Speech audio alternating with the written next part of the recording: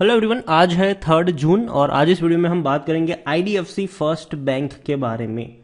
देखिए, छोटा सा बैंक है और तेजी जरूर देखी हमने, लेकिन उसके बाद लगातार गिरावट भी देखी है। ऑलमोस्ट आधा हो चुका है ये शेयर। वीडियो में डिस्कस करेंगे कि आईडीएफसी फर्स्ट बैंक के शेयर में खरीदारी करने का क्या अभी मौका है कि नहीं, और है तो कौन से लेवल पर खरीदारी की जा सकती है। तो वीडियो को शुरू करूं उससे पहले अगर आपने अभी तक चैनल को सब्सक्राइब नहीं किया है तो प्लीज अभी इसे सब्सक्राइब कर लीजिए, क्योंकि आगे भी बहुत सारे वीडियोस हैं जो आपको काफी ज्यादा हेल्प करेंगे। तो आईडीएफसी फर्स्ट बैंक 35 रुपए का शेयर है। 2% की गिरावट आज देखने को जरूर मिली है। आज सुबह से ही लगातार ये टूट रहा है और एंड ऑफ द डे भी गिरावट में ही ये क्लोज हुआ है।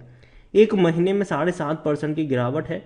टूट के बिखरा 33 तक गया, फिर तेजी दिखाई, फिर वापस टूट रहा है। और इवन एक साल की बात करें तो एक साल में 40% तक शेयर टूट चुका है। और एक साल का जो सबसे बड़ा लो है वो बना है 33 का, जो अभी बना था। और 60 रुपए से भी ऊपर के लेवल से ये टूटकर नीचे आया और लगातार डाउनवर्ड ट्रेजेक्टरी में ये नजर आ रहा है। 5 साल में देखें तो 40% की गिरावट है।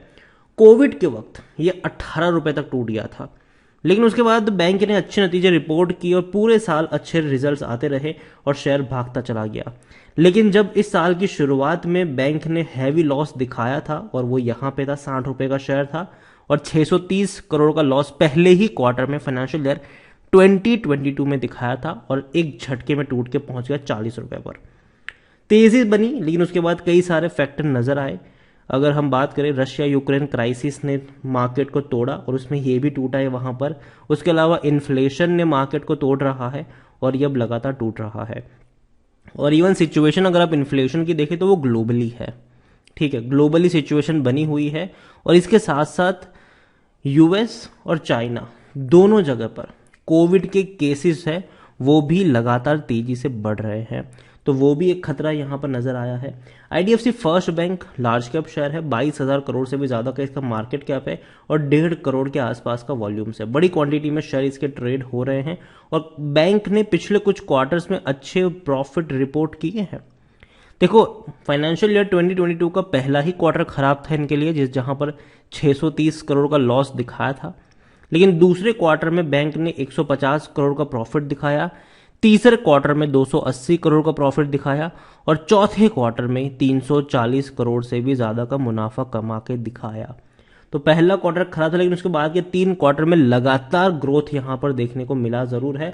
आईडीएफसी फर्स्ट बैंक को लेकर अगर हम देखें तो यहां पर जो अरिहंत कैपिटल है उनकी सलाह है अकुमुलेट करने की और 59 का टारगेट है। और हालांकि ये जो इन्होंने कमेंट्री दी थी वो इस महीने की, मतलब पिछले महीने की 3 तारीख को थी।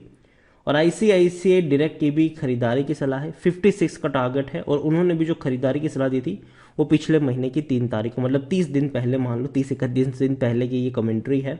और तब से लेकर अब तक ये गया तो नहीं है उस लेवल पर।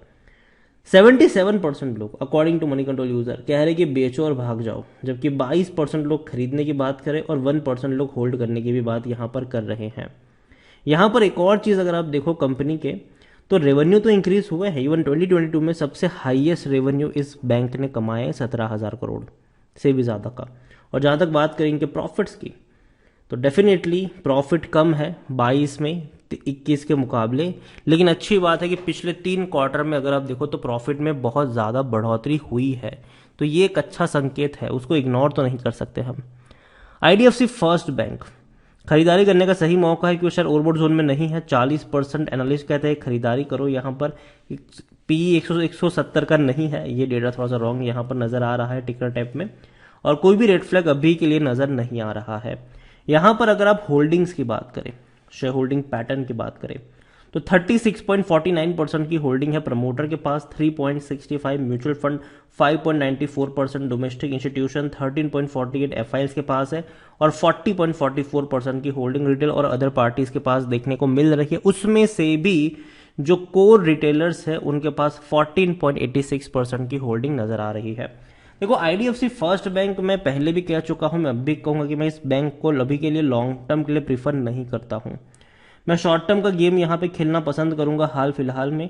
डेफिनेटली पिछले 3 क्वार्टर में अच्छा परफॉर्मेंस दिखाया है इस बैंक ने, लेकिन अगर आप देखो तो 2021 फाइनेंशियल ईयर में भी अगर आप देखोगे तो बैंक ने पूरे साल 150 करोड़ करके अच्छा प्रॉफिट बनाया भी था, मतलब हर क्वार्टर में, और अच्छे प्रॉफिट नजर आए थे इनके। लेकिन 2022 के पहले ही क्वार्टर में 630 करोड़ का लॉस दिखा दिया, तो एक नेगेटिव पॉइंट है यहाँ पर।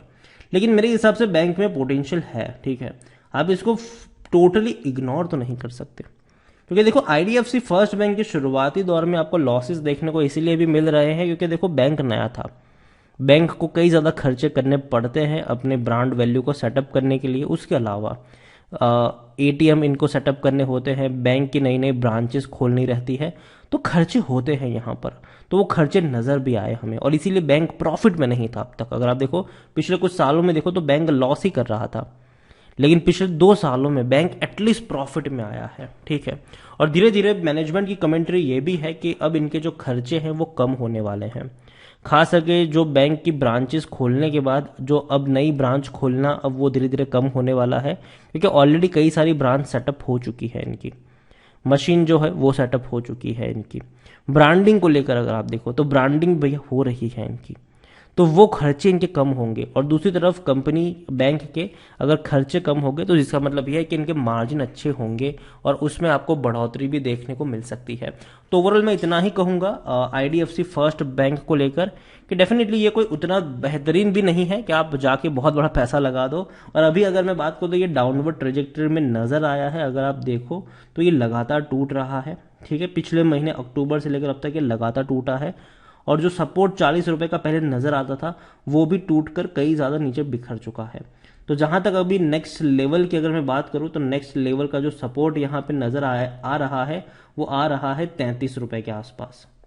तो 33 रुपए के आसपास आप देखो तो पहले भी उसी लेवल पर जाने के बाद अच्छी रफ्तार पकड़ी जरूर थी। तो देखो पहली चीज तो ये कि शेयर में अगर आप खरीदारी करते हो तो टाइम टू टाइम आपको यहां पर प्रॉफिट लेते रहना चाहिए, एटलीस्ट पार्शली प्रॉफिट आपको बुक करना चाहिए। अगर मान लीजिए कि आप 33 रुपए के आसपास खरीदारी करते हैं यहाँ पर, तो 33 रुपए के आसपास अगर आप खरीदारी करते हो, शेयर 45 रुपए तक चला जाता है, तो एटलीस्ट आपको आधी होल्डिंग बेचकर बाकी को कंटिन्यू करना चाहिए लॉन्ग टर्म के लिए, और बाकी को आप एटलीस्ट पार्शली प्रॉफिट तो लेते रहना चाहिए। अभी के लिए मैं यही कहूंगा कि मुझे जिस तरीके से चीज़ें नज़र आ रही है वो ये सिंपल है कि 30 से 35 का जो रेंज होगा वो बाइंग का रेंज होगा, और 40 से 45 का जो रेंज होगा वो प्रॉफिट बुकिंग का रेंज होगा, प्रॉफिट लेकर निकलने वाला रेंज होगा। तो उस रेंज पर आपकी नज़र होनी चाहिए। डेफिनेटली थोड़ी सी और गिरावट आपको देखने को मिल सकती है। मार्केट अभी भी भैया, अभी आप देखो तो रिसेशन की बातें चल रही है, कई लोगों की नौकरियां जाने की बात चल रही है, स्टार्टअप्स में अगर आप देखो तो चीज़ें उतनी अच्छी नज़र नहीं आ रही, और ये डेफिनेटली मार्केट का मूड खराब करने वाली चीज़ें हैं। और रेट भी बढ़ रहे हैं, तो ये भी एक कहीं ना कहीं अच्छे संकेत तो नहीं है।